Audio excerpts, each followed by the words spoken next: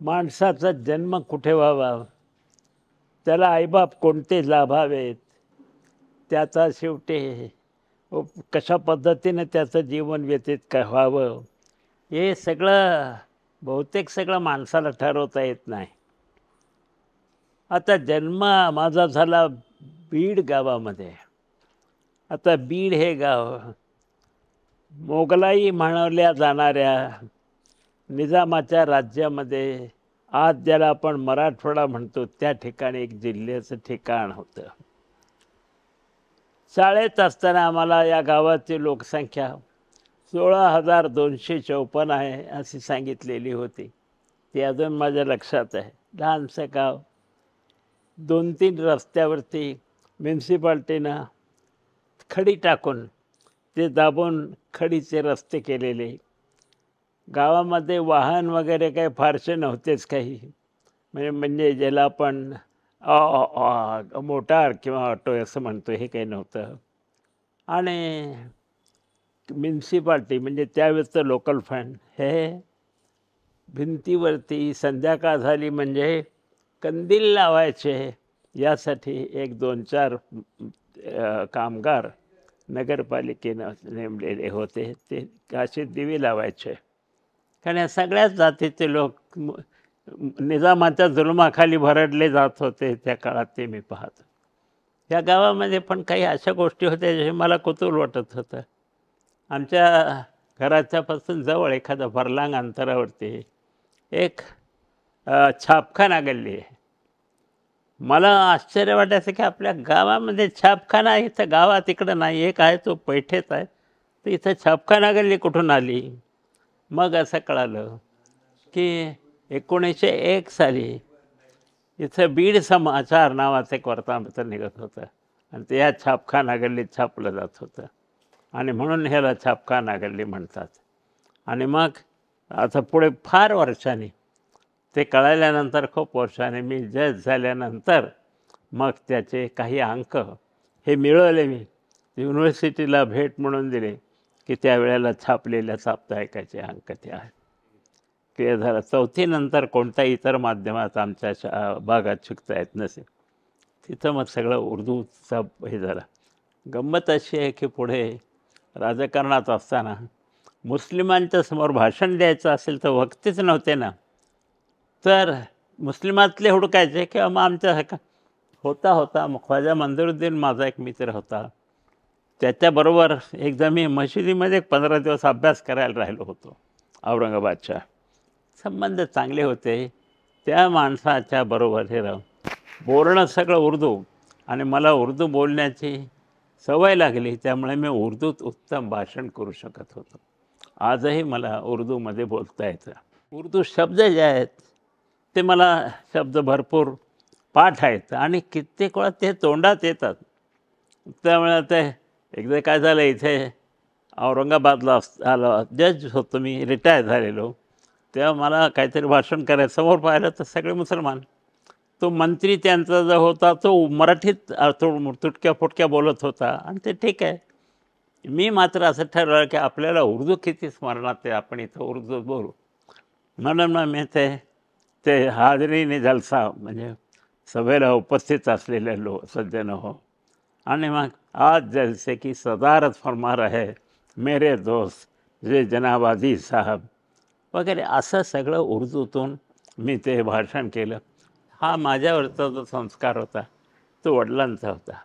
वडिलांनी वाईट गोष्टीचा द्वेष केला, वाईट गोष्टींच्या विरोधात ते लढले, पण मुस्लिम जात किंवा उर्दू त्यांची भाषा यांचा कधी वडिलांनी विरोध केलेला नव्हता.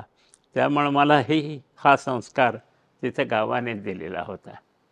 आता आम्ही ह्या हायस्कूलच्या मधून थोडं पुढे गेलो तर तिथं मराठीचे एक शिक्षक आले. ते परवापर्यंत हयात होते, ते वारले. त्यांचं नाव मार्तंडराव दाशरथे. त्यांनी मला जुनी कविता पण त्याच्यातलं सौंदर्य काय आहे ते मला त्यांनी शिकवलं.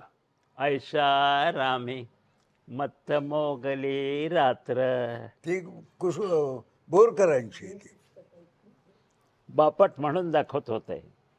आणि पहलगामच्या आणि बापटांचीच असेल, कारण अशीच असं एक म्हणजे कविता त्याच्यातली जी लय बोरकरांची. आहे ती आता काय आता आपल्याला तर काय येणार नाही, बाकीच्यांना सुद्धा ते कळणार नाही असं आहे.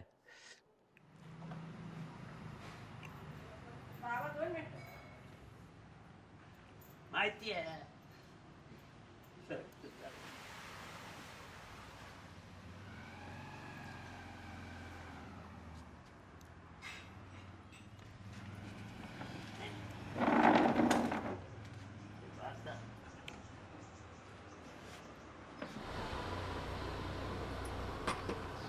आपण जी झाडं लावलेली आहेत हम्म. ती आपल्या वातावरणात येणारी झाडं आहेत. आणि अजून एक असं आहे की आपल्याकडे पाण्याचं दुर्भिक्ष आहे.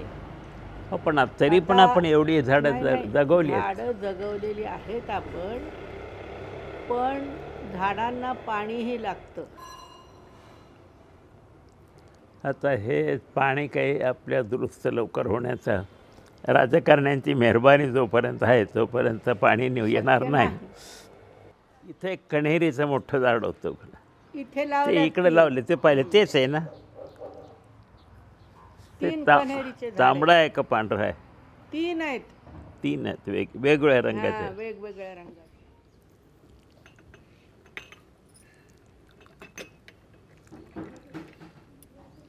बागेवरून एक आठवण आली धीरज. बोला ना.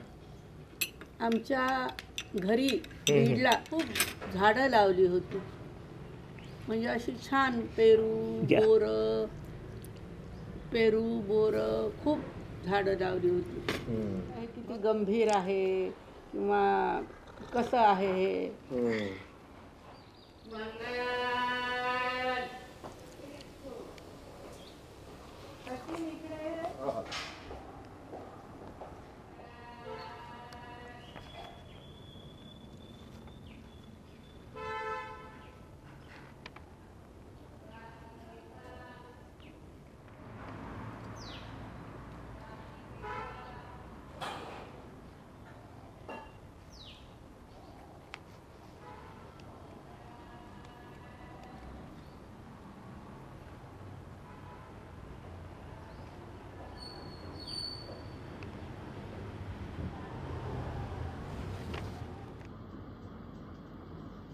आता माझं वय 85 आहे. ज्याला आपण संध्या छाया दिसू लागल्या वगैरे बाकीचे पूर्वीचे कवी म्हणत असत, तसं संध्याकाळ तर झालेलीच आहे, दिवस कळताय. आता प्रत्यक्षात तो संपणार केव्हा हे काही कोणाला सांगता येत नाही. पण या काळामध्ये मला काय आठवतं असा जर विचार केला, कुटुंबियांच्या आठवणी तर आहेत, त्या कधी जात नसतात. पण त्याच्याबरोबर मला रोज सकाळी उठलं की एखादी कवितेची, एखाद्या गाण्याची एक ओळच आठवते. मला गाता येत नाही. मी सिनेमाचा शौकीन नव्हतो, फारसे चित्रपट पाहिलेले नाहीत. मी सिनेमाची गाणीसुद्धा मुद्दाम ऐकायची म्हणून कधी ऐकलेली नाही. हिंदीसुद्धा ती गझल असो दुसरं असो, आधीमध्ये मला एखादी गायिका आवडली, तिचं गाणं म्हणजे ह्या होत्या आपल्या शोभा गुरटू, त्यांच्या आवाजात किंवा बेगम अख्तरच्या आवाजामध्ये एक वेगळा दर्द होता. गाण्यात बुडालेलो मी आहे असं नव्हतंच. एक तर मी माझ्यावरती अन्याय असा केला की लहानपणापासून मला असं वाटलं की आपण समाजाचे नेते आहोत. आता खरं म्हणजे आपल्याला काहीच उद्योग करायची गरज नव्हती, पण मग ज्या आनंदाच्या बाबी असतात त्या सगळ्या पार बाजूला. सहज मला असं वाटतं, मी सर्व सामाजिक कामात होतो, सार्वजनिक चळवळीत होतो, वेगवेगळ्या ह्याच्यात होतो. आणि तसं बीड वगैरे गावं लहान होती वगैरे ठीक आहे, पण त्या सगळ्याला इतक्या मुलींचा बरोबर आपला परिचय झाला, आपल्याला कोणाविषयीच ओढ का नाही वाटली. तर मग असं दिसतं की हा आपल्या जीवनातला एक महत्त्वाचा भाग आहे, हे मी पार विसरूनच गेलो होतो. आणि चळवळ फक्त हे करायचं ते करायचं, माझी सगळी चळवळी मला आठवतात. पण याच्यामध्ये आज आता चळवळ नाही.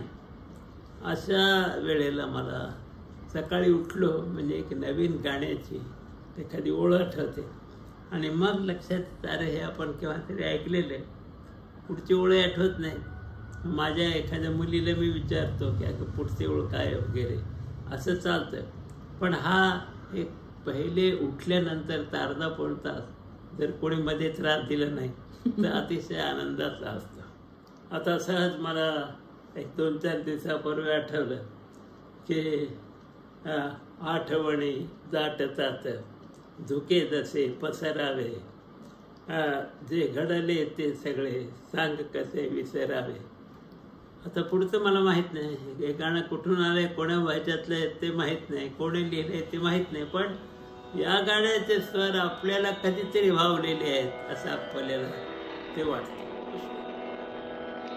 आठवणी दाटतात, आठवणी दाटतात, धुके जसे पसरावे, धुके जसे पसरावे, जे घडले ते सगळे, जे घडले ते सगळे सांग कसे विसरावे, जे घडले ते सगळे सांग कसे विसरावे. आठवणी दाटतात, आठवणी दाटतात, विसरावे नाव गाव आणि तुझे हाव भाव, विसरावे नाव गाव आणि तुझे हाव भाव, मूक भाव नजरेतील हृदयाला उमजावे. आठवणी दाटतात, आठवणी दाटतात, रात्रशी अंधारी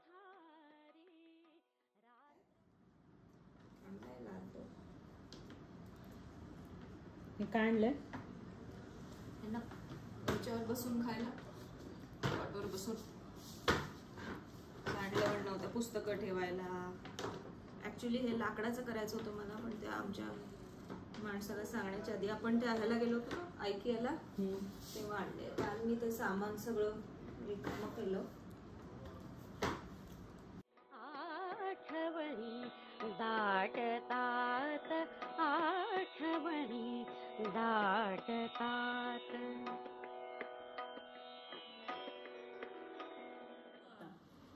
माझ्यावर सर्वात जास्त परिणाम जर कोणाचा असेल तर काकांचा. त्यांना मी वेगवेगळ्या रूपात पाहिलेलं आहे. आणि ते कसं आहे की नुसत्या व्यक्तिचित्र लिहिले तर त्याच्यामध्ये तुम्ही वरवरचं लिहू शकता. आता उदाहरणार्थ असं आहे की ते लिहिलं मी, पण ते कितपत होत त्याला सिनेमा पाहिजे, म्हणजे चित्रपटाचं माध्यम. कधीतरी शाळेमध्ये निरोप यायचा. आमचे विशेषतः एक शिकायला भावटाणकर होता, त्याचा तो यायचा, सांगायचा काकांना पकडलाय आणि तू चल, मग तुला पोलीस स्टेशनला घेऊन जातो. मग पोलीस स्टेशनला न्यायचं. पोलीसकडे वाईट होते असं नाही, मग ते काका तिथं बसलेले असायचे. मग तिथं मी गेले की आता माझे डोळे भरून यायचे. तो एकदा तिथला तो जो स्टेशन ऑफिसर होता खुर्चीवर बसलेला, तो म्हणाला, वकील साहब काय को झंझट में ये पड़ते हैं, देखो बच्चे की आँख में कितने आंसू हैं. मग काकाने मला परत पाठवलं, तू जा म्हणून. आणि हा एक आठवण आहे. दुसरी आठवण म्हणजे आमच्याकडे एक वजांचा वाडा होता. त्या वाड्यामध्ये एक सिव्हिल जज राहायचे आणि पोलीस त्यांना घेऊन यायचे. मुद्दाम हातकड्या घालून मिरवत असं तिथून ते आणायचं इथे. आता ते आलं म्हणजे गल्लीतल्या पोरांनी सगळ्यांनी सांगायचं की काकानं आणलेलं आहे. मग पळत तिथं जायचं आणि मग लांबून पाहायचं ते एक क्षणभर माझ्याकडे पाहायचे आणि नंतर त्यांच्या लक्षात यायचं की हा आपल्याला पाहायला आला आहे. पुन्हा नंतर माझ्याकडे बघायचेच नाही. शेवटपर्यंत ती हातकडी त्यांच्या हातातली काढायची नाही.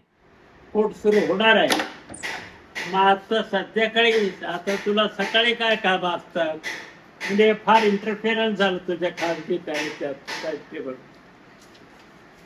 5 मिनिटं मला एके तिकडे उशीर झाला तर बाईच.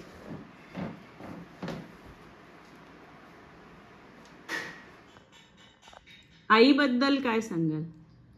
योगायोगाचा भाग असा होता की ती नागपूरला जेव्हा तिच्या आमच्या नातेवाईकाकडे राहून शिकत होती तेव्हा तिथल्या कोणी बाई जोगळेकर किंवा काहीतरी ह्या सकाळी प्रभात फेरीला मुलींना न्यायच्या, त्याच्यात आई जायची.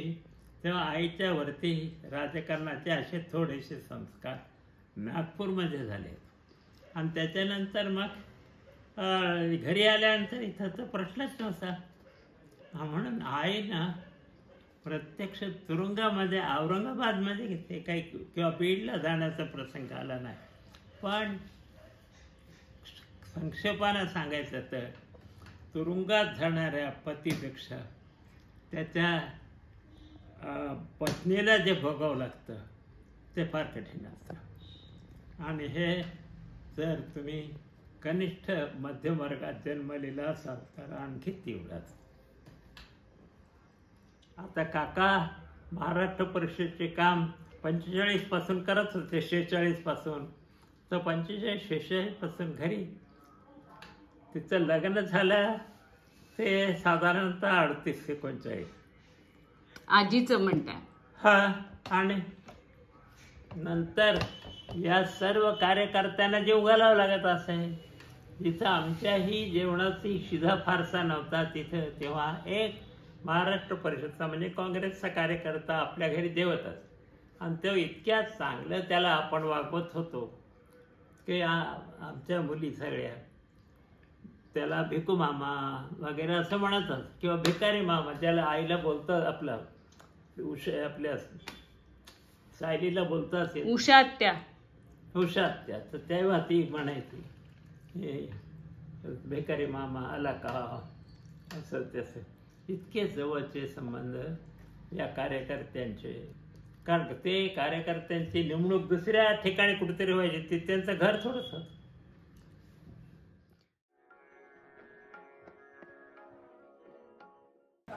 पोळ्या करण्यात परफेक्ट आहे, खूप हुशार आहे, चांगल्या चांगल्या.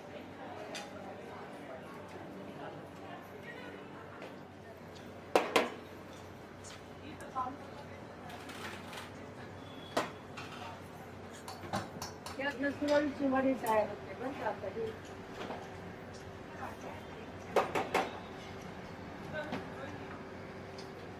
नाहीतर मग गार झालं की मग नाही होत चांगलं.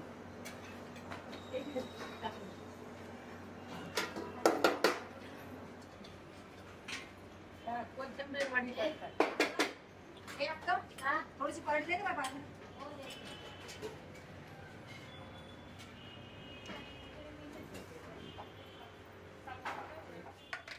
स्वतंत्र व्यवसायात पैसे किती मिळाले हा प्रश्न नाही, पण आपलं व्यक्तित्व बाईला की आपण करू शकतो, आपण मिळवू शकतो, हे फार पुष्कळ गोष्ट देऊन जाते. आणि ते तिनं मिळवलं. आणि ते जेव्हा तिनं व्यवसाय सुरू केला तेव्हा ते मराठवाड्यामध्ये असं कोणी करीत नव्हतं. एका आमच्या बीडचा एक माणूस आला, तो व्हायला भेटला आणि तिला बाजूला घेऊन म्हणाला की खरंच नानांची आर्थिक परिस्थिती इतकी वाईट आहे का हो की तुम्हाला हे पोळी भाजीचं केंद्र चालवावं लागतं. हे आपुलकीनं, परंतु कशी परिस्थिती होती ते असं दिसतं आपल्याला. आम्हाला कोणत्याही गोष्टीची कमीपणा वाटत नाही, कोणत्याही गोष्टीचा मोठेपणा वाटत नाही, काहीच नाही. जे आपल्याला मित्र भेटतात, प्रेमाने भेटतात, ते आपली सगळी मिळकत तीच समजायची. ते जाऊ दे, मी तर त्याला देणार, ते काय प्रश्नच नाही. तुम्ही म्हणाल तसं जावं असं मला वाटतं. थोडंसं डायव्हर्शन, कारण उद्या दिवसभर ह्या सगळ्या निवडणुकीचा कानावरती पडेलच. मला काही काम नाही माझं, माझं सकाळी डिक्टेशन करीत बसणार आणि 11 11:30 तास सुमाराला मी मतदान करायला जाईल. लग्नाच्या वेळेची गोष्ट सांग हां की म्हणजे बाकीचं लिहिलेलं आहे, मी लिहिलेलं सांगत नाही. आमच्या डोक्यात असं की तिचा आपला पहिला परिचय होता, अशा मुलीशी लग्न करायला पाहिजे. आता ह्यांचा परिचय कुठून असणार, ह्या शाळेत जात होत्या. तर लग्नाच्या 2 दिवस राहिले, आदल्याच दिवशी आम्ही कोणाजवळ तरी सांगितलं की तुझ्याशी मला बोलायचं. तर बीडला नगरपालिकेचं डाक बंगला आहे, त्याचं मी नगरपालिकेचा मेंबरच होतो, त्यामुळे सगळं उपलब्ध होतं. तिथे ती आली नाही मी नाही आले. आणि मी ती म्हणते नाही आली म्हणून. आपली नाही भेट झाली आधी लग्नाच्या. नाही माझा एक 200%. हम्म. मला एक तिथे तिला कोणीतरी घेऊन आलं तिथे, किंवा माझ्या स्कूटरवर तिला नेलं असेल शक्य आहे मला.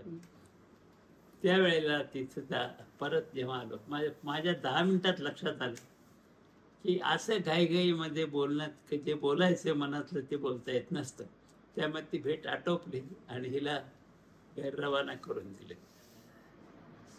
माझ्या कल्पनेप्रमाणे ते लग्नाचं ते सीमान पूजन हे आपल्या समोर बंगल्याच्या समोरचं जे अंगण होतं त्याच्यात केलं. उत्तम, म्हणजे हवा चांगली होती. भोलं बांधलं होतं, भोलं म्हणजे म्हणजे असं चौकोनी असं करतात हे असं, आणि याला असं देवाचं हे असतं ना आपला कळस, हम्म. तसं करतात विटांनी बांधून, आणि मध्ये एक असं हे ठेवतात होम करायला. इकडं नवरा नवरी आणि इकडं गुरुजी. त्याला काय म्हणतात? भोलं भोलं. भोलं. हम्म. अशा पुष्कळ गमती आहेत. पण दुसऱ्याला काही करू नये किंवा आपल्या घरातलं प्रॉपर्टी दुसऱ्याला देऊ नये किंवा दुसऱ्याला मोठेपणा मिळू नये, हे असं कधीही तिच्या मनात आलेलं नाही.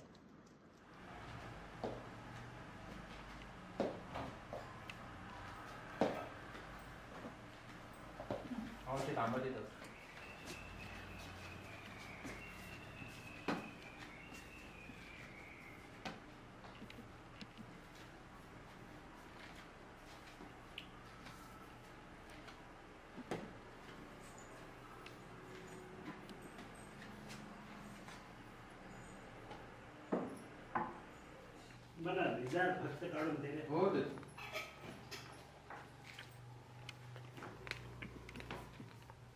झालं झालं.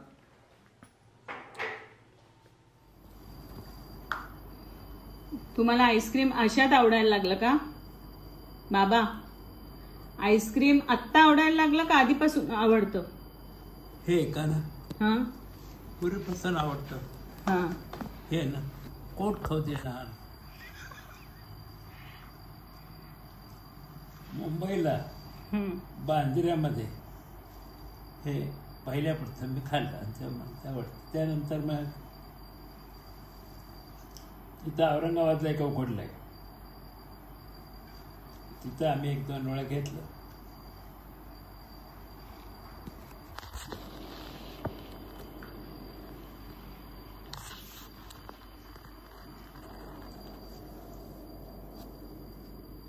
मला सगळ्यात गंमत वाटली लोकांच्या टेस्टची.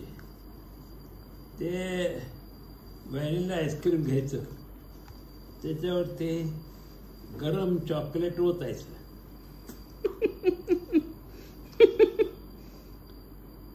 असं ग्रेट धरू की ते गरम राहत नाही आणि ते पुढे गार होतं.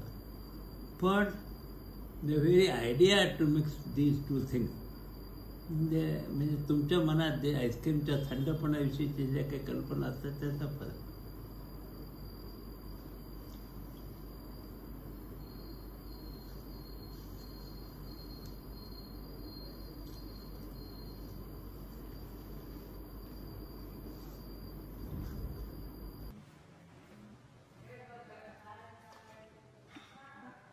नेहरू म्हणाले त्यावेळी, नेहरू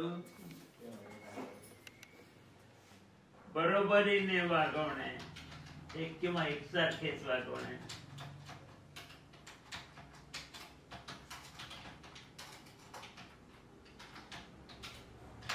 सारखे हां. त्याच्यानंतर याचा तो धर्मनिरपेक्षतेचा पॅरा आहे हा डिलीटच करायचा संपूर्ण पॅरा. तो भेदभाव नाही संपूर्ण पॅरा नाही आहे. ते आधारावरून भेदभाव नसला पाहिजे. वर आता तुम्हाला ज्ञान असे इकडं उजवीकडे पहा. ज्ञान त्या ओळीमध्ये पाहिजेपर्यंत डिलीट करा. कधी कधी काही लोक सर्व धर्म समभाव एक शब्द करा. हा शब्द आहे सेक्युलर इंग्रजी.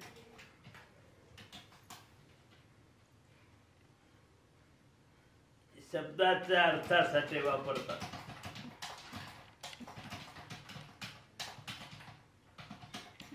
परंतु सर्व धर्म समभाव या शब्दात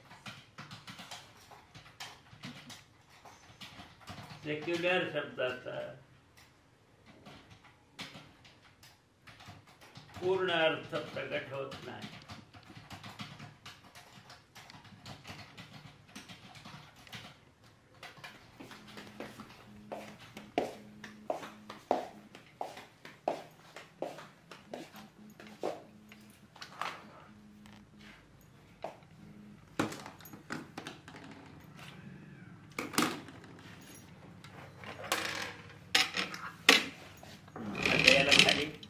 ज्ञान जसे धर्मनिरपेक्ष ज्ञान जसे हां ते त्याला जोडून घेतात. हे बघा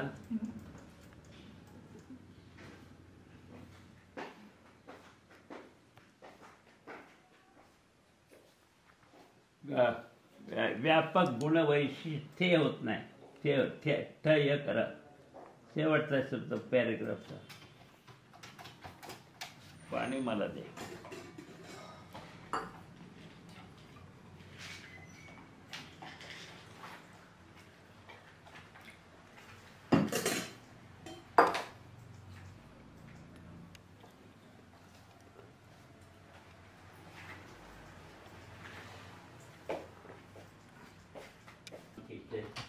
सोडवणुकीची आठवण.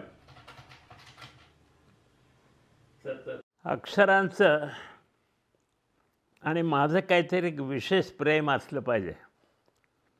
मी इंग्रजी मुळाक्षरं ही शाळेमध्ये कधी शिकलोच नाही.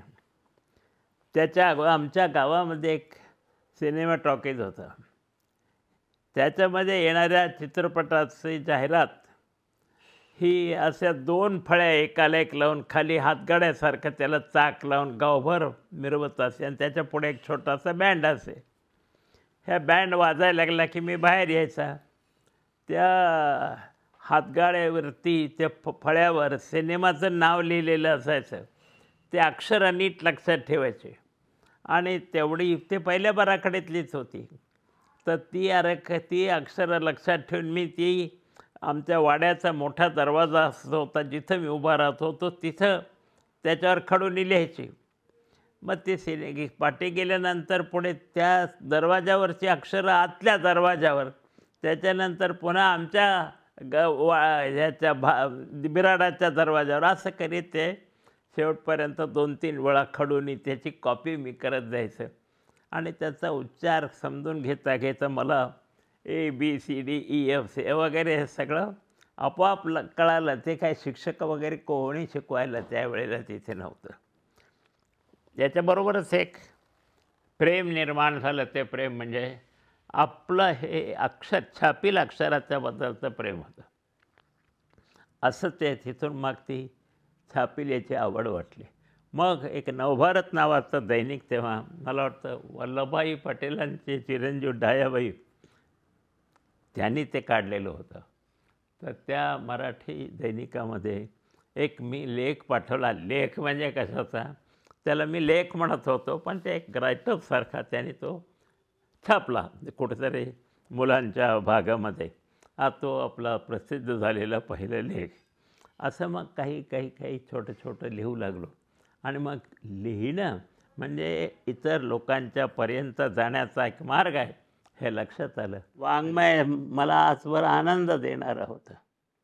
या वाङ्मयाच्यामध्ये मला सुखदुःखाचे सगळे कड वेगवेगळ्या प्रतिभावंत लेखकांनी सांगितलं आहे ते मी वाचत होतो, ऐकत होतो.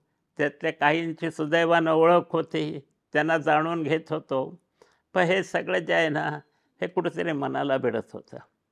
तो समाज माझा नव्हता, त्या प्रत्येक घटनांशी माझा संबंध नव्हता. आताच पेंडशांच्या कादंबऱ्यांच्या मधलं कोकण, चिंचरेब खानोलकरांच्या कादंबऱ्यांच्या मधलं कोकण, रवा दिघ्यांच्या कादंबऱ्यांच्या मधलं कोकण हे मी पाहिलेलंच नव्हतं. पण मला असं वाटतं की लहानपणीपासून जे बी रघुनाथ मी वाचलं, त्यांच्या कादंबऱ्या आणि कथा वाचल्या, त्या सगळ्यांच्यामध्ये ते जे दुःख आहे, ते जे वातावरणाचं माणसाचं असं आहे, पण तेव्हा त्याने दाखवलं आहे ते दारिद्र्यामुळं का होईना पण कोकणमध्ये दिसतं. आणि त्यातही काही चांगल्या प्रवृत्ती असं दिसत अजूनही शिल्लक आहेत असं दिसतं. थोडंफार कवितांच्यामध्ये तेही व्यक्त होताना दिसतं. कवीनं सत्य सांगावे ठीक आहे, कुणी सांगितलं? मर्ढेकरांनी सांगितलं. नंतर शरदचंद्र मुक्तिबोधासारख्या माणसांनी सत्य सांगितलं की सत्याच्या जातीला दुःख असे मिळणारच. आणि हे एक मार्क्सवादातून निघालेलं असेल, पण व्यवहारामध्ये आज प्रत्यक्षामध्ये आलेलं तत्त्वज्ञान आहे. असं आज भविष्याची ही जाणीव त्यांनी ह्या कवीने माणसांना करून दिलेली आहे. त्या दिवशी संमेलन होते आठवत आहे, नवकृष्ण वसन मी नेसून आले होते, तू ओळ इंग्रजी कवितेतील पुटपुटला आणि मनात माझ्या मुलमोहर बोहर राह. मी इतकी भित्री असे कसे बघ घडले, मज नवते ठाऊक अजून नाही कळले. त्या कवितेचा म्हणजे पुढचा जो भाग आहे तो सगळा पुष्कळसा मधून असा मनात तो डोकावतो आणि ऐकता येतो. पण ती कविता त्या काळात विलक्षण आवडलेली कविता होती. आणि मला त्याच्या थोडंसं अगोदर पण पुढचा ती आता त्याला एक काय म्हणू आपण भावनोत्कट पण ती थोडीशी ती एका विशिष्ट वयात आवडणारी होती. म्हणजे शाळा नावाची त्यांची कविता आहे. नजर खोड कर. हां, ते कहे ठेव म्हणून फोड एक कैरीची. हां, खोड एक कैरी. मास्तर त्याच्या हातावर मारतात बरोबर छड्या, आणि ती त्याच्या हातावर कैरीची फोड ठेवते. ती कविता सुरुवातीलाच आहे त्यात. आता काही बापा आज कविता आवडत नाहीत, पण त्या काळातले लोकप्रिय होत्या. ते लारे लप्पा होता ना, यांचं तो पाडगावकरांच लिहिलं होतं ना. लारी लप्पा त्यांचीच आहे, यातच आहे. हां, पण मला अजूनही बरं का बापटांचं जे आवडतं ते ठीक आहे. विनोबांच्या विषयीची भक्ती सांगणारं होतं ते. स्थिर मेरूचे पूत विनोबा, नव पवनाचे दूत तुम्ही, अनासक्त अवधूत तुम्ही, असं आहे ना. संसारामध्ये असून या असं काहीतरी आहे. ते ह्याच्यात असेल तर ते पुन्हा वाचता येईल. ही कविता वाचली तर मला ही कृत्रिम प्रचारकी असं काही वाटत नाही. त्यावेळेला जे सर्वांच्याच मनावरती विनोबांचा जो प्रभाव होता तो व्यक्त करणारं असं ते होतं. गमतीची गोष्ट अशी आहे की मला कौटुंबिक आठवणीपेक्षा जास्त आठवणी ज्या आहेत अगदीच लहानपणच्या, त्यासुद्धा चळवळीच्या संबंधीच्या आहेत. आता तुम्हाला धोंडराई माहिती आहे, तुमच्या गावाच्या जवळ आहे. त्या धोंडराईमध्ये झालं असं की मुस्लिमांची संख्या कमी आहे ह्या संस्थानामध्ये. आणि जर उद्या भारत सरकारने जर ठरवलं की हे जे तर आपल्याला विरोध करायला मुस्लिम जास्त पाहिजे, जबरदस्तीने कोणाला मुस्लिम करता येईल. ते होते गरीब दलित, दुसरे काय यांचं ऐकतात. मग बहादूर या जगांचा दौरा झाला. त्यांनी ह्याला बोलव त्याला बोलव आणि कलेक्टर वगैरे सगळ्यांनी राहुट्या मांडल्या तिथे. आणि त्या राहुट्यात दडपण आणण्यासाठी असं कर नाही तर तुझ्यावर अशी केस करतो, एवढं सगळं करून एक माणूस दलित झाला, एक मुस्लिम झाला. तो हे सगळं लवाजमा गेल्यानंतर दुसऱ्या दिवशी आला आणि म्हणाला की आता काय करायचं.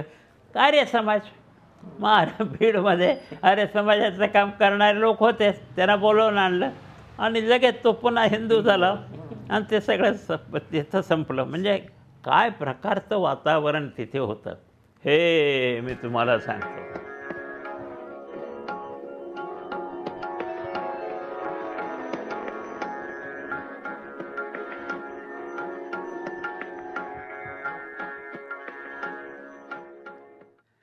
चार माणसांचा माझ्या मनावरती मला घडवण्यामध्ये, माझं वैचारिक घडण करण्यामध्ये परिणाम झाला असं मला वाटतं.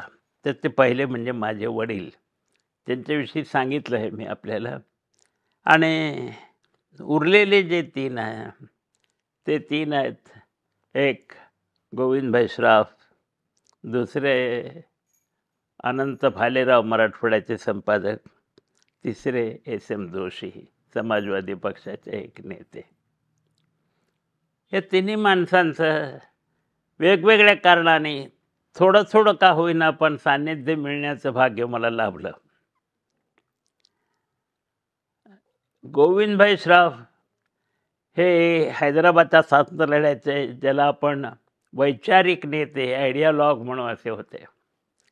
म्हणून गोविंदभाई हा एक आमच्या सगळ्याच मराठवाड्यातल्या लोकांच्यासाठी एक आदर्श पुरुष होता. प्रत्यक्षात त्यांच्या जीवनाकडे, त्यांच्याबद्दलचं मला वाटणारं जे मोठेपण आहे ते मी दोन गोष्टींनी माझ्या मनावर ठसला. एक तर गोविंदभाईंचं त्यावेळेचं राजकारण हे कम्युनिस्टांना बरोबर घेऊन लढा चालवायचा असं होतं आणि ते त्या काळामध्ये फार अवघड होतं आणि चुकीचंही होतं. आश्चर्य म्हणजे मार्क्सवादाचा अभ्यास केलेले, मार्क्सवादी म्हणवणारे, कम्युनिस्टांच्या विषयी सहानुभूती बाळगणारे गोविंदभाई अहिंसेच्या धोरणाचाच पुरस्कार करत होते. असं असताना मग त्यांना पुढच्या काळामध्ये काय धोरण घ्यायचं, कसं वागायचं असा प्रश्न होता. स्वातंत्र्य मिळाल्याबरोबर इतरत्र झालं त्याप्रमाणे लढ्याचे जे नेते आहेत ते मग कोणी मुख्यमंत्री झाला, कोणी गृहमंत्री झाला, असं सगळे झाले. हैदराबादमध्ये आणि मराठवाड्यात ते घडलं नाही. याचं कारण असं होतं की लढ्याचे नेते गोविंदभाई स्वतः काहीच होऊ इच्छित नव्हते आणि गोविंदभाई वगैरे सगळ्या लोकांच्याबद्दल एक किंचितसा संशय हा केंद्रीय नेतृत्वाच्या मनामध्ये निर्माण झाला होता. म्हणजे जे कम्युनिस्ट एकीकडे सशस्त्र लढ्यानं क्रांती केली पाहिजे, भारताला मिळालेलं स्वातंत्र्य हे खरं स्वातंत्र्य नाही असं म्हणत होते, त्या कम्युनिस्टांना बरोबर घ्या म्हणणारा हा माणूस गोविंदभाईसारखा हा याला मंत्रिमंडळात किंवा कोणी सत्ता आपण त्यांच्या स्वाधीन करू शकतो का असा प्रश्न निर्माण झाला. याचा फायदा घेऊन हैदराबादमधली मवाळ मंडळी काँग्रेसमध्ये अधिक प्रबल झाली. सहज माझ्या मनात येतं की ठीक आहे, असं आपण क्षणभर मानू की काही गोष्टी त्यांच्याबरोबर होत्या, काही चूक होत्या. पण आज आपण जर वल्लभभाईचं म्हणणं मानलं तर उद्या आपण हैदराबादचे मुख्यमंत्री हो, ही संधी होती. आपल्या सगळ्या सहकाऱ्यांना मंत्रिपद मिळतील ही संधी होती. हे असतानासुद्धा आपल्या तत्वांशी तडजोड ह्या माणसानं केली नाही. आज मला वाटतं की कम्युनिस्टांना बरोबर घ्यायचा हा गोविंदभाईंचा आग्रह बरोबर नव्हता, पण आर्थिक पुनर्रचना ताबडतोब करावी यासाठी मात्र मी गोविंदभाईंच्या बरोबर होतो. म्हणजे गोविंदभाईंच्या विचाराचा होतो, बरोबर होतो म्हणजे. पण हे मतभेद आपल्या मनाशी होते. गोविंदभाईने यासंबंधी तडजोड केली नाही. माणसं जेव्हा फार मोठे मोह असे टाकून देतात, त्यांना दूर सारतात, तेव्हा त्यांचं तेज खरं ज्वलंतपणे लोकांच्या समोर उजळून येतं. आणि म्हणून मला ते आणि त्याच्यानंतर जेव्हा ते राजकारण त्यांनी सोडलं तेव्हा जवळजवळ 56च्या काळापासून गोविंदभाई मराठवाड्याचा विकास एकाच प्रश्नावरती खाजगीरित्या काम करत राहिले. इतर सर्व पक्षाच्या किंवा लोकांना एकत्र करत राहिले. सरस्वती शिक्षण संस्था चालवली. सत्तेच्या कोणत्याही पदाला चुकूनसुद्धा गोविंदभाईंनी स्पर्श केलेला नाही. हा एक आदर्श माझ्यासमोर होता. मी काय तसं करत नव्हतं, मला कोणतंही सत्तेचं पद मिळणारच नव्हतं, पण माणसं आवडत्या गोष्टींचा त्याग करू शकतात हे तर मला त्यांच्यामुळे कळत होतं. दुसरा माणूस होता ते म्हणजे अनंत भालेराव.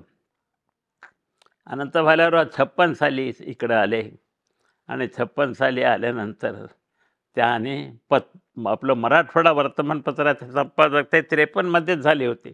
राज्य पुनर्रचना झाल्यानंतर 1956मध्ये औरंगाबादला आले आणि मी इथं असल्यामुळे शिकायला माझं त्यांचा परिचय झाला आणि पूर्वीच्या आता कौटुंबिक स्नेहही त्यामुळे दृढ झाला.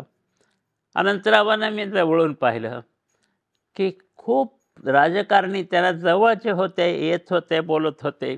यापैकी कोणाच्याही मोहामध्ये अनंतराव कधी पडले नाहीत. म्हणजे मला आठवतं की आपले वसंतराव नाईक मुख्यमंत्री असताना हैदराबादला आले. म्हणजे सुभेदारीत उतरायचे आणि सुभेदारी गेस्ट हाऊसला पाठीमागून त्या VIP सूटला एक पाठीमागून उतरायचं एक छोटासा 2-3 पायऱ्याचा एक हे आहे जिना. तिथून उतरून एकटेच अनंत भालेरावांना दुपारी भेटायला यायचे. जेव्हा बाकीचा सगळे याचक मंडळींचा किंवा सहकाऱ्यांचा गर्दी अजिबात नसायची आणि खूप मस्त गप्पा तास 1.5 तास झाल्या म्हणजे मग वहिनी आम्हाला चहा देणार का म्हणून असं विचार गमतीनं मग ते त्यानंतरांच्याकडे चहा घेऊन जायचे. इतकी जवळीक, इतकी सत्तेच्या लोकांना आजार, पण कधीही याने आपल्या त्या आजाराचा फायदा 1 पैशाने घेण्याचा प्रयत्न केला नाही. लोकांच्या सर्व मागण्या त्यांनी मांडल्या. तुरुंगात तर ते आणीबाणीत तर गेलेच होते, परंतु त्याच्याबरोबरच प्रत्येक काय म्हणून त्याला लोकचळवळ ही आपली चळवळ आहे असं त्यांना वाटत होतं. अंतुले मुख्यमंत्री होते तेव्हा त्यांनी काय केलं की एकदा सर्व महत्त्वाच्या पत्र संपादकांना बोलावून त्या प्रत्येकाला एक प्रचंड मोठी सूटकेस, त्यावेळेला सूटकेस महाग वाटायच्या, हे भेट म्हणून दिली. सगळे पत्रकार तिथे गेले म्हणजे आणि अंतुल्यांच्या त्या सुटकेसी स्वीकारून आले. अनंतराव तर अशा कार्यक्रमाला जाणंच शक्य नव्हतं. अनंतरावांनी आपल्या घरी ती सुटकेस अंतुल्याने पाठवली आणि ती आल्यानंतर अनंतरावांनी ती सुटकेस 6 बार परत केली. हे अशी उदाहरणं घडतात. त्याचं मला ते हा आदर्श म्हणून आमच्यासमोर उभं राहतं. माझ्यासमोरच नाही, कुटुंबासमोर उभं राहतं की जसा आदर्शांचा परिणाम आपल्यावरती होतो तसाच तो आपल्या कुटुंबावरसुद्धा होत असतो की हे कोणाच्याबरोबर राहत आहेत, कसं वागत आहेत, आणि मला तिचाही अभिमान वाटला. तिसरे माझ्यासमोरचे आदर्श होतं म्हणजे जे आदर्श म्हणून आज मोठा शब्द झाला, पण ज्यांच्याविषयी मला खूप वाटायचं ते होते SM जोशी.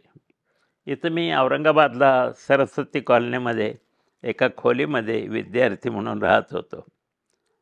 त्या कॉलनीमध्ये कॉलनीला जवळ पलीकडं सरस्वती भुवन महाविद्यालयाच्या महाविद्यालय नव्हतं, सरस्वती भुवन शाळेचं पटांगण होतं. त्या पटांगणावरती सभा व्हायच्या. SM वगैरेंची सभा अशी झाली म्हणजे त्यांना सकाळी रेल्वेनं जर परत जायचं आहे तर मग ते रेल्वेनं परत जाताना त्यांनी जवळ कुठेतरी थांबायला पाहिजे. माझी खोली जवळ होती त्यामुळे माझ्या खोलीत SMना थांबण्याची व्यवस्था करण्यात येते. म्हणजे काय मला सांगत असत की एक गादी टाक, मच्छरदाणी लावून अण्णांना झोपव तिथे, असं मी करत असे.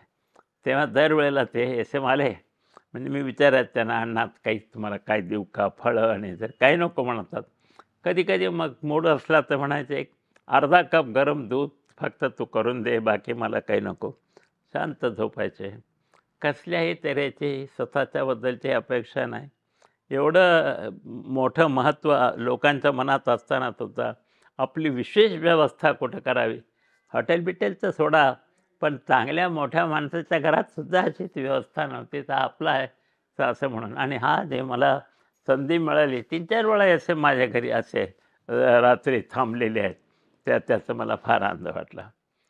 कधी कधी मनात येतं की ही सगळी एवढी मोठी माणसं, इतकी निरीच्छ माणसं, आपलं राजदूतपद लंडनमधलं सोडून देऊन 2 मिनटात सरकार बदललं की राजीनामा फेकून भारतात येणारे नानासाहेब, आपल्याला हे सगळेजण बरोबरीच्या नात्यानं आपल्याकडे येत होते, राहत बरोबरीच्या म्हणजे आपले स्नेही म्हणून कसलाही अडपडताना बाळगताना आपण त्यांना जवळून पाहू शकलो. हे आपलं केवढं मोठं भाग्य आहे. ही माणसं आहेत की जी उद्या आपल्याला पाहायला सुद्धा मिळणार नाही. या माणसांच्या जवळ असणं याला मला महत्त्व आलं. म्हणून मला सत्तेत असलेला किंवा श्रीमंत माणसाच्या फार जवळ आपण उभे आहोत आणि आपला एक फोटो काढावा असं कधी उपलब्ध नाही.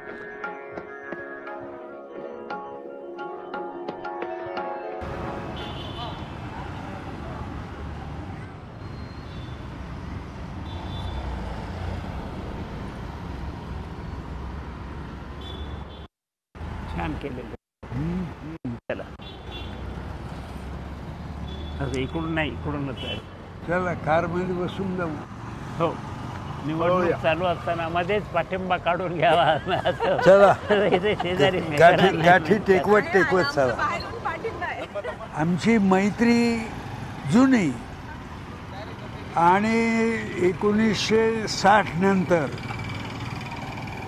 मला असं वाटतं 62, 60, 61मध्ये नाना विद्यार्थी म्हणून MA ला आला आणि मी नुकताच विद्यापीठात प्राध्यापक झालेलो होतो, लेक्चरर. आणि आम्ही दोघं तेव्हा सकाळी युनिव्हर्सिटीचं क्लासेस असत. सकाळी उठून आम्ही दोघं हॉटेलमध्ये जाऊन चहा पित असू, तिथून पायी युनिव्हर्सिटीत येत असू गप्पा मारीत. मग हा क्लासमध्ये जाऊन बसत असे आणि मी प्राध्यापकाच्या खोलीत जाऊन बसत असे. Privilege student. गंमत म्हणजे केवळ हाच नाही, आणखी 2-3 माझे मित्र, माझे विद्यार्थी याच बॅचमध्ये होते. पण मित्रांनी माझी आबरू सांभाळली, खोड्या काढल्या नाहीत. विद्यार्थी जसे बसून ऐकतात शांतपणे, तशा प्रकारे नानासाहेब बसून शांतपणे माझं भाषण ऐकत असत. तेव्हा 2 वर्ष नानासाहेब आमचे विद्यार्थी होते MA ला. हे उत्तम शिकवतो. त्याने गमतीची गोष्ट सांगायची म्हणजे आम्ही इतर बऱ्याच प्राध्यापकांचे वर्ग चुकवेले ते हे काय सांगत नाही, ते आपल्या पुस्तकात आहे ते कशाला असं आहे. मी कधीही बापूच आहे कधी पिरियड शिकवले तर आहे, कारण ते उत्तम शिकव. आणि बापू आणि वालं यांचे पिरियड अजिबात शिकवले आणि त्याचं श्रेय म्हणजे मित्रत्व नाही. एका प्राध्यापकानं तर विनंतीच केली नानाला की नानाला विनंती केली, तुम्ही माझ्या वर्गात बसत जाऊ नका. कारण ते वर्गात नोट्स लिहून देत आणि नाना असा हाताची घडी करून बसत. चपळगावकर तुम्ही लिहून घेत नाही, तुम्ही ज्या पुस्तकातून सांगत आहात ती पुस्तकं माझ्याकडे आहेत. हे नानाचं उत्तर. ते म्हणाले तुम्ही उद्यापासून माझ्या वर्गाला यायचं. आता कृपा कुलकर्णींचं एक भाषाशास्त्राचं पुस्तक होतं, ते माझं होतं. त्याचं सही त्यांनी संक्षेप उतरून काढायचा आणि तो वर्गात डिक्टेट करायचा. त्याला मी कशाला जाऊ. महानोरच्या कवितेमध्ये जरी ग्रामीण जीवन, शेतीचं जीवन, शेतीतले अनुभव सांगितले असले तरी हे सर्व प्रतिमांच्या पुरतं मर्यादित आहे. त्याचा अंडरटोन जो आहे तो प्रेम कवितेचा शृंगार आहे. हां, मग हे लक्षात घ्यायला पाहिजे ना. मग त्यांनी ज्वारी लिहिली की मी बाजरी लिहायची, हे काय आहे.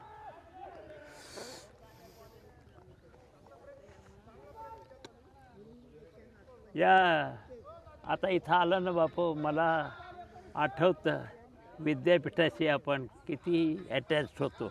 आयुष्यातली 10 वर्ष तू जास्त मी तर नौकरच होतो, तो नाही, पण तू मी काहीच नसताना एक्झिक्युटिव्ह काउन्सिलचा सभासद. हो. अरे आज मला डेंजरस वाटतं. स्कूटर नवीन ती व्हेस्पा आली होती. ती व्हेस्पा स्कूटरवरती मी बीडहून औरंगाबादला यायचं. हो. रस्त्यात कोणी कुत्रं नाही आणि पुन्हा इथून मीटिंग संपली म्हणजे परत जायचं. त्याच्यामध्ये कधीतरी पाध्ये वहिनी जीव घालायच्या रात्री मुक्कामाला पाध्यांच्याकडे, तेवढंच एक विश्रांती, तर पुढे चालले. हे असं सुरू झालेलं होतं. आज वाटतं की आपण काय त्याच्यामध्ये मिळवलं. एक्झिक्युटिव्ह काउन्सिलमध्ये होऊन तरी विद्यापीठ काय बदललं मी.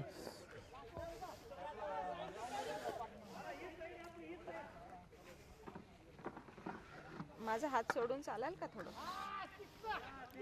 बाबा बाबा हात सोडून चालता का थोडं? उद्याच्या खाण्याची भ्रांत ज्याला म्हणतात, अशा जवळपास त्या अवस्थेत जाणारं आमचं कुटुंब.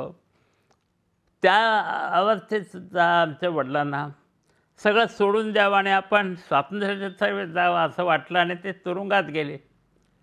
त्यांना तुरुंगात जात असताना कसलाच विचार मनात आला नाही. माझ्या मनात असा काय येत होता की आपण तुरुंगात गेले तर काय काय होईल. तेव्हा मला असं वाटतं की त्या त्यागाच्या निष्ठेचं जे शिखर मागच्या पिढीनं गांधींच्या आणि स्वामीजींच्या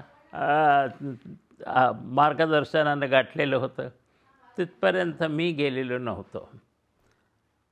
आज मला असं वाटतं की ते आपण आत गेलोच असतो तर कदाचित आपल्या सर्व दृष्टिकोनामध्ये आणखी फरक पडला असता.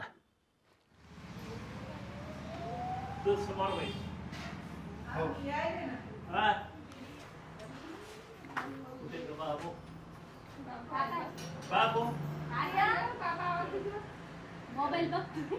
चल माझं, चल आपण फोटो काढायचे.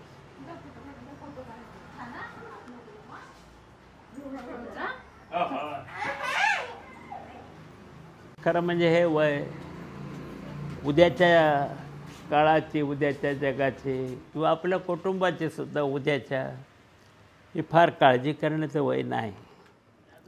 परिस्थिती अशी आहे की ज्या वातावरणामध्ये मनाची घडण झाली त्यामध्ये आपल्या स्वतःच्या आणि कुटुंबाच्या काळजीपेक्षा आजूबाजूचं जग कसं राहणार आहे याचीच काळजी करण्याची सवय वडिलांच्यापासून मला लागली. त्याही वेळेला असं होतं की एका प्रकारच्या हुकुमशाहीच्या विरुद्ध लढा होता आणि त्यासाठी ज्यांना त्रास सहन करायचा होता, कष्ट सहन करायचे होते, क्लेश सहन करायचे होते, त्यांची संख्या फार थोडी होती पण ते करत होते. आज स्वातंत्र्याच्या नंतर त्यांना कोणालाही त्याची काही फार त्याच्याबद्दलचं पारितोषिक मिळालं असं नाही आहे, परंतु ते मिळण्यासाठी यापैकी कोणी काम केलं नव्हतं. फक्त एका गोष्टीचं मात्र वाईट आहे की ज्या मूल्यांच्यासाठी ही माणसं काम करत होते आणि ज्यांनी घराकडे दुर्लक्षही केलं, त्या मूल्यांच्या पुन्हा एकदा त्यांना काळिमा फासलेला जातो आहे. पुन्हा एकदा देशामध्ये हुकुमशाही आणि जातीयवाद यांचं एक थैमान उद्या चालेल अशा तऱ्हेची भीती साधारणपणे वाटू लागली आहे. मी अनेक सार्वजनिक कामांच्यामध्ये काम करत असताना त्या कामापुरतं लोकांची गुणवत्ता लक्षात घ्यावी असंच एक शिक्षण लहानपणापासून मला मिळालं. आता असं नाही आहे. काम करणारा माणूस आहे तो ताबडतोब एकदा आपल्या पक्षाचा, आपल्या विचारांचा, एखाद्या व्यक्तीचा आदेश आला की त्याप्रमाणे वागतो. म्हणजे आपल्या स्वतःची निर्णयशक्ती बिलकुल पूर्णपणे गहाण ठेवून आपला निर्णय हा कोणीतरी दुसऱ्यानं करावा ही प्रवृत्ती आज स्वातंत्र्याच्या नंतर 250 वर्ष संपल्यानंतर दिसते. ही फार भयानक गोष्ट आहे. याचा परिणाम असा झाला आहे की नुसतं राजकारण सडलं आहे असं नाही, समाजकारणाच्या सर्व भागांच्या मध्ये हे झालं आहे. मग आज सगळे जे भोवतालचं वातावरण आहे ते मला त्यामुळं थोडं किंचित विषण्ण करतं. मी असमाधान आहे असं मात्र म्हणत नाही. कधीतरी हे बदलणार आहे ही इच्छा मनामध्ये फार जबरदस्त आहे आणि हे जाणवेल इतकं प्रेम समाज अजूनही माझ्यावर करतो. स्वप्नातील जादूशी मज गमते अविनाशी, स्वप्नातील जादूशी मज गमते अविनाशी, प्रेम तुझे सत्य गमे, प्रेम तुझे सत्य गमे, प्यास कसे विसरावे, प्यास कसे विसरावे, आठवणी दाटतात, आठवणी दाटतात, धुके जसे पसरावे, धुके जसे पसरावे, जे घडले ते सगळे, जे घडले ते सगळे, सांग कसे विसरावे, आठवणी दाटतात, आठवणी दाटतात.